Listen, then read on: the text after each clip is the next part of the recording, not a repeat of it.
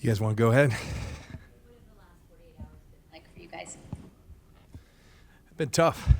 It's gut wrenching.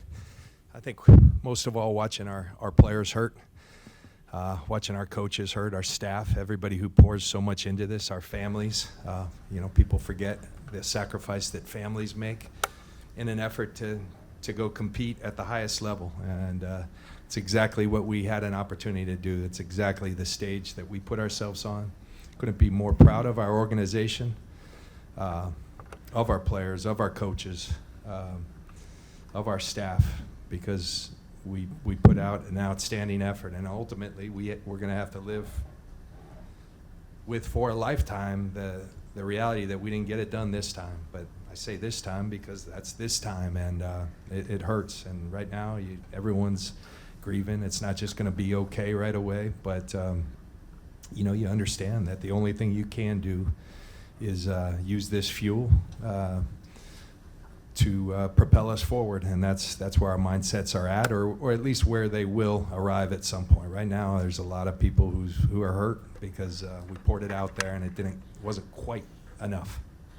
Is there a part of this game or the decision making or anything that you kind of look back on more than anything else and second guess yourself for?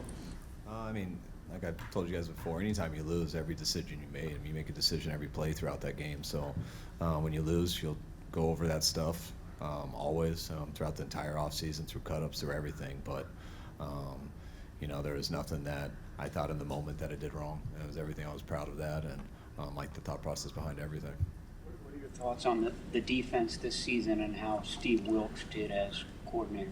I thought they're one of the reasons that we got this far. I thought they did a number of good things. They did a lot of good things in that game too, just like our whole team. Our team did a bunch of good things this year, but came up short in the last game.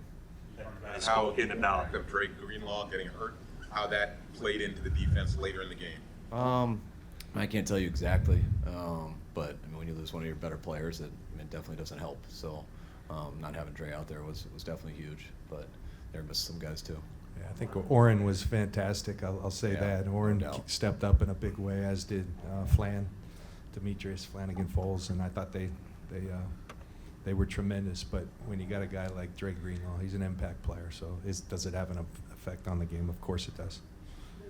On Steve Wilks, have you guys spoken to his stage and the stage in his career and where you want the team to go? Is there any reason to think he won't be back next season? No, that's stuff that, we'll talk about a ton as this week goes. We'll talk about a ton in the offseason. Where we want our team to be, our defense, our offense, special teams, and that's a lot of conversations, a lot of film, a lot of personnel or salary cap things we got to discuss, drafts. So, no, haven't even watched the game yet, to tell you the truth. Kyle, John, a few of the players that we talked to expressed that of all the deep postseason runs, not ending the way you wanted them to, this one hurts them the most. Would you say you guys feel the same way? And if so, can you kind of pinpoint why that is? Because we lost the Super Bowl in overtime. That's the one would be tied with it is losing another Super Bowl. And behind that, you'd put NFC championships. But, everyone's goal is to win the Super Bowl. And it's great when you win playoff games. It's great when you win a championship and you get there. But getting into the Super Bowl, going through that, with your teammates and your families and just the whole process of it, it's always – not many people know about it, but it's not fun to go and lose. I think the other part of that, it's fresh.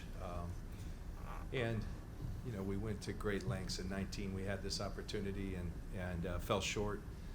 And, you respond to that in such a way, okay, how do we make our team such that we can, when we get here again, this is ours. And so you put all those things in. And that's primarily is it the talent of our guys? Absolutely, but it's the spirit, and we had a bunch of high character guys that were made for this moment, and so to come up short, that's difficult. And I think you got to hats off to the Chiefs, to Andy, to the organization. And they got a pretty special guy, at quarterback, and he's tough to beat.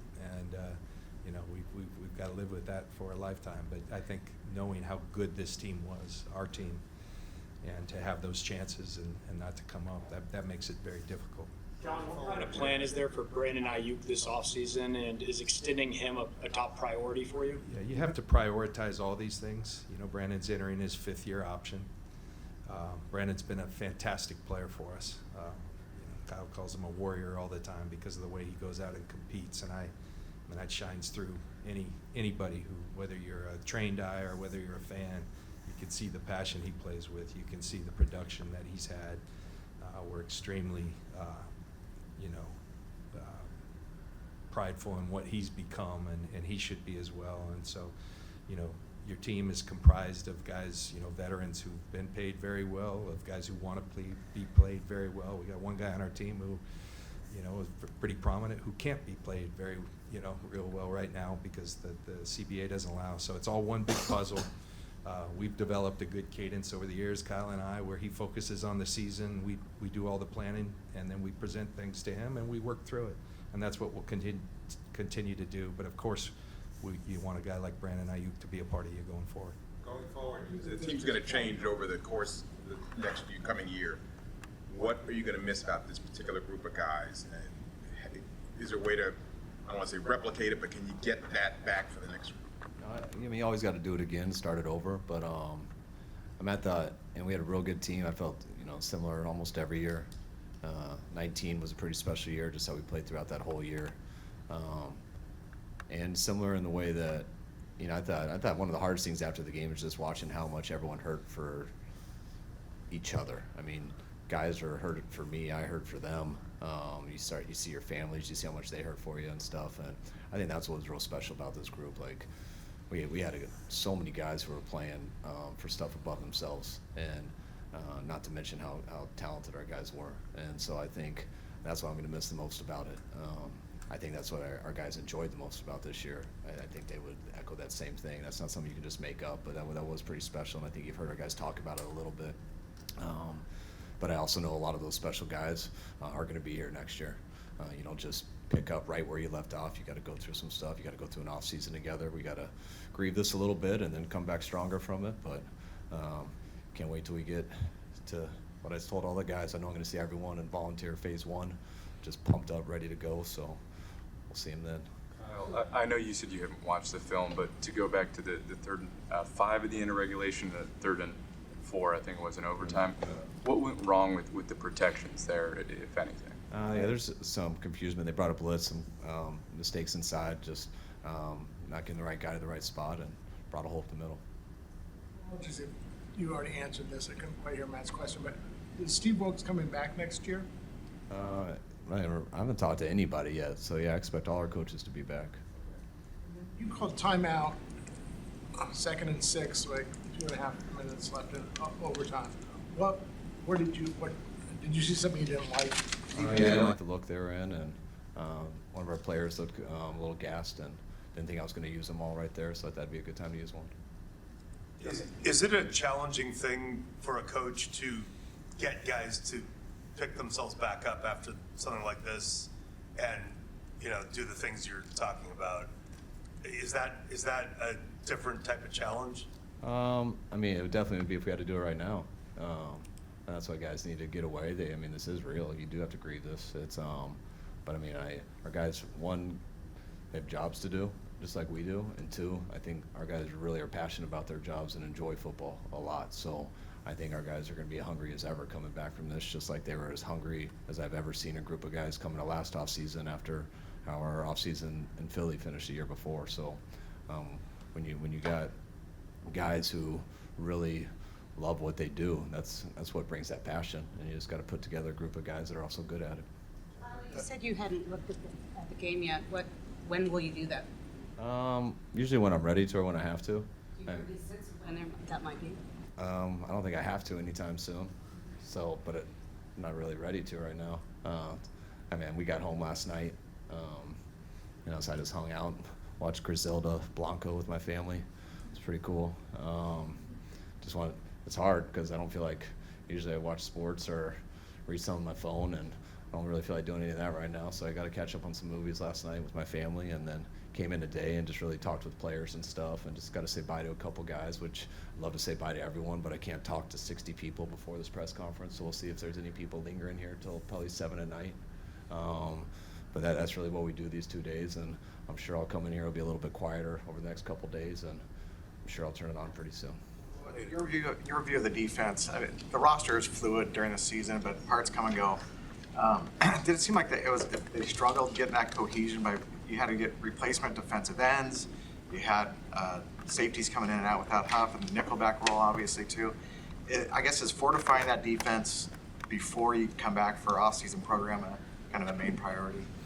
Yeah, I mean, I think a lot of the pieces have, and we're there, and you're always dealing with injuries. I think I think the thing that I have an immense amount of pride. You look at this defense, Eric Armstead. I think you guys learned today that he battled through a torn meniscus, made a decision to play because he knew the opportunity.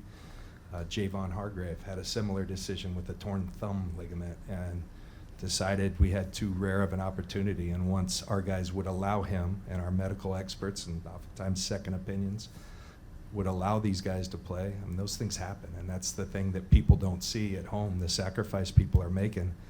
I was really proud of our defense, the way they competed in this last game. I think that looked like I envisioned it looking. We were getting after them. And our guys, Logan Ryan, Kyle jokes, but it's true. We started talking to him. He was on a Disney cruise with his family. He said, give me 10 days. And he played an integral part in us getting to that final game. And so there's so many of those guys. I think we have a really good nucleus that we can and will keep together. And of course, we're always, old coach that Kyle worked for, that I played for, John Gruden, used to say all the time, you never stay the same. You either get better or you get worse. And so we're into getting better, and we'll make every effort to do that. And that will, we got a lot of really good players that we've acquired in a variety of ways. And the more good players you get, the tougher decisions you have. It's tough to take care of everyone, but I know a lot of players want to be here. I've already had those conversations with people, and there's a way to get it done, and we're going to have to. It's nice that we're expecting 10, 11 draft choices, with comp picks and such, and so we're going to be healthy there. And you got to have those guys contribute when you've got as many high-priced players as we have, and we're looking forward to that opportunity to get into that process after these guys. He needs a break. My job's just getting going, and I'm already just talking about it, getting excited. But it's this is devastating. There's no way around that, but you move forward. Following up on that, John, you mentioned how hard it is to beat Patrick Mahomes. And I know you don't think a lot about AFC opponents and things like that, but just knowing that the success they have and they could always loom as kind of that final boss at the end of this thing, how much do you have to think about what we need to do to get past that team in particular? I mean, we're constantly evolving in our vision. What we call it wit, what it takes, and they're not just words, they're what we believe in. One of the things we added after 19 was finishers. We need finishers at every area of our team. We've got a lot of those, and it still wasn't quite good enough. And so you go back, we'll continue to improve this team. We got, in my mind, I know it. I couldn't be prouder of Kyle, his leadership with this team. He gives us an advantage every time we take the field, the way he leads his staff, the team. Nobody else I'd rather work with, and I'm right here for him and with him. And we came in here talking about wanting to compete and win championships. That hasn't changed. It's only gotten stronger. And I believe we've got the core and nucleus and people to get that done. It's a kick in the gut to get this close and not get there. So I hurt for everybody here, but the only thing I know how to do is pick yourself up, let it hurt for a while, use that as fuel, and move forward. Last Super Bowl, you had to trade DeForest, which you didn't want to do, but financially it had to be done. Do you envision being able to keep all the major high-priced players this time around? Yeah, there's some challenges, Eric. I hope so. I think we're set up to do that. It takes putting the whole thing together, and there's also things we have to plan for, going forward. So you can't just be reckless. We never will be. It goes back to the draft being so critical, because those guys, making and contributing to your team are very critical. But it goes back to the whole piece. So it's early. We've been obviously looking and planning for these things. Now we get to include Kyle and his staff on those talks, and we'll have a great plan moving forward. Some of the players after the game said they did not know the new rules for overtime, and Brock just said that he kind of went to to Brian right at the start of overtime for kind of a refresher of, okay, these are the rules, right? Was it important, do you think, for the players to know the new rule as it pertains to overtime in the playoffs? Well, yeah, I mean, we did say, and we told everyone as we were waiting for the coin toss, hey, review everyone with to make sure they're sure before we go out. So we asked the position coach to do that, but no, I didn't cover it in a meeting on the Super Bowl week. I don't think that changes anything. We did it with our analytics department. We decided that going into the playoffs. I think you guys know how I've explained how I make decisions with that stuff in the past. I take all the information I can get, especially ones I haven't been in, and our analytics felt that was the best way to go. But as you guys know, I don't always just go with that. I take into account what they say, what they think is right, and then I go off my gut in the heat of battle. And I knew what they felt going into it. And when I think about that during the moments I have to make the decision, I think the type of game it was did match what they felt was the best way to do. It did seem more like a field goal game. And our defense had been out there for a real long time right before that. So I didn't feel at all to override that at the time. Some other context, I believe we just closed, I think it was 11-play drive that we just closed the game with. And when you're playing Mahomes, you're chasing them a lot, So there's a lot of effort that's expended. I think, the context from there is you need some time to get fresh. And so all those things play into it. And those were sound decisions. That was a decision that was made during the week, basically. Yeah, analytic decisions are made on a piece of paper, so you can read that and understand math and what they think about going off that. But I always make it in a heat of battle with that information. And if it was like the Super Bowl the year before, the one that seemed more like a shootout, I think I might have felt a little bit differently. But having that information going in and the way ours was going, I didn't feel differently. I felt accurate with what they had recommended. Kyle, given how the flow of this season went, a lot of the pressure the Chiefs generated in the Super Bowl, is your early inkling that one of the priorities this offseason will be to invest in pass protection and fortify that part of the team? You want to invest in wherever you think makes you the best team. You can sit there and load up on O-linemen and draft them 3 years in a row and go spend on free agents and not have any people score touchdowns and things like that or rush the quarterback. You can do a lot of that type of stuff. It just depends how it goes. But in that game, I didn't feel like we were struggling just blocking them. I think we missed a few blitz pickups, which that's what they do. I think that's why they're second in the league at that stuff. That doesn't always come down to O-linemen. That comes down to kind of hot throws, things like that. But no, you're going to always try to upgrade at everything. But that's when all these discussions that go into it, like trying to upgrade to just beat that team or anything like that, when you look at football and the way it works out and the amount of games that you play to get in the playoffs and just 2 or 3 playoff games to get to the Super Bowl without there being a series to play, you think of what are your options, what team do you have, how can you get better through the draft, how can you get better through re-signing your own players, how can you get better through free agency, and what does that affect years to come? And you look at that every single year and you try to become the best team possible with the situation that you're in. You don't just say, hey, we're upgrading here this year. You got to make sure that's available, and if it's not, then you get stronger in a different area. There's lots of ways you can win. You just got to keep trying to find that way. So much of this falls on a quarterback to deliver a Super Bowl. So what did you take away from how Brock handled the Super Bowl and how he handled the aftermath of it? I thought Brock was unbelievable. It's, everyone has plays in a game, every single person that you want to take back, but Brock not turning the ball over in that game, making a number of plays, taking us down there to take the lead earlier on. At the very end of the game to take us down to take the lead. I thought, we didn't get it done, so all of us obviously could have done another thing, but I was real happy with Brock played and real happy with how he played this year, and I thought Brock was unbelievable. One of the most impressive seasons I've been around for a football player and a quarterback, and he was just a stud through it all. How much can team today end the meeting? No one addressed the team today. We just he might have talked to guys after, and I know he spent a lot of time with guys after the game. But players voted him as our Eshmon Award, so that's what those guys thought about him, and real excited about Brock. How much room for improvement is there for Brock? What are areas you'd like to see him improve, and how much can having an actual full off season without surgery and all that help him? I think just Brock, every time when I say like Brock's a real guy, it's because when he does something, when he makes a mistake or he does something well, he always understands why. It never seems just fortunate. He processes it very well. The way he approaches practice and games is always the same. And so Brock, just anything that he struggled with this year, when we watch cut-ups together, he needs time to correct it, but those are things he'll figure out that he struggled with, because we'll be able to put it all on tape and show him, and he'll see it right away, and he'll get that done throughout OTAs and have a good by training camp. I mean, that's how he was last year mentally. Some of the things he would see that he struggled with during the year, that we couldn't quite correct during the year, because Wednesday, Thursday, Friday practices aren't really like that.